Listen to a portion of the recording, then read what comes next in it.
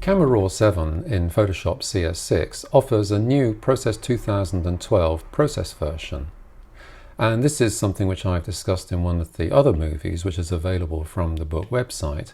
But here I want to mainly concentrate on what can be done using the localized adjustments and how the localized adjustment controls are different now when you work with Process 2012.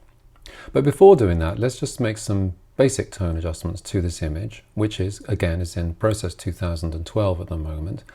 And at the top here in the basic panel tone settings, we have an exposure slider, and if I want to make the image a bit darker, then I can just drag that over to the left. The contrast I'll leave as it is at the moment at +25. Now the highlights, it's important I want to preserve the delicate information here in the mid-tone to highlight areas. So I'm just going to decrease the highlights just a touch there.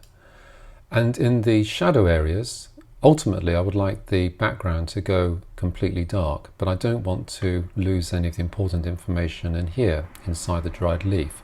So I'm actually going to lighten the shadows up a little bit just to bring in a little bit more detail into these areas. Not too much, but I think that's about enough for the moment.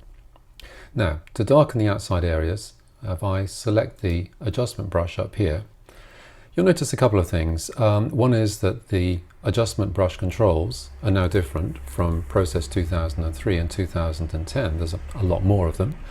And also, because of the size of the Camera Raw 7 dialog, as shown in the on the screen here as I'm recording it, you'll notice that because of the extra number of controls, there's not enough to fit on the screen all at once, and a scroll bar will appear on the side here in these situations, which allows you to see all of the settings that are available.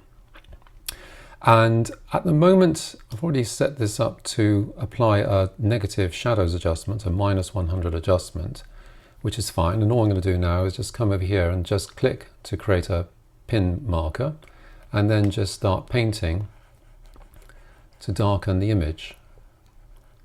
And because of the way this adjustment is being applied, this is a shadows adjustment, a negative shadows adjustment.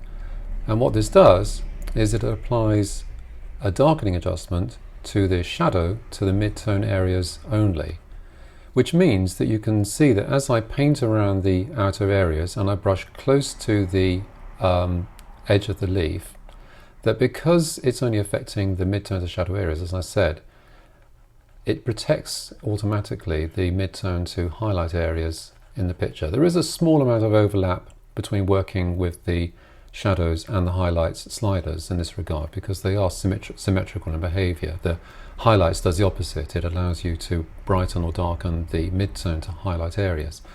There is a certain amount of overlap, but you can see that it's done a pretty effective job of just darkening the outer areas of the image and not really touch the leaf at all.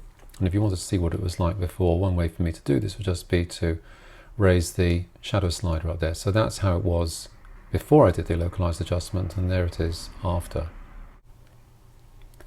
Well, that concludes this particular tutorial about working with the Process 2012 localized adjustments.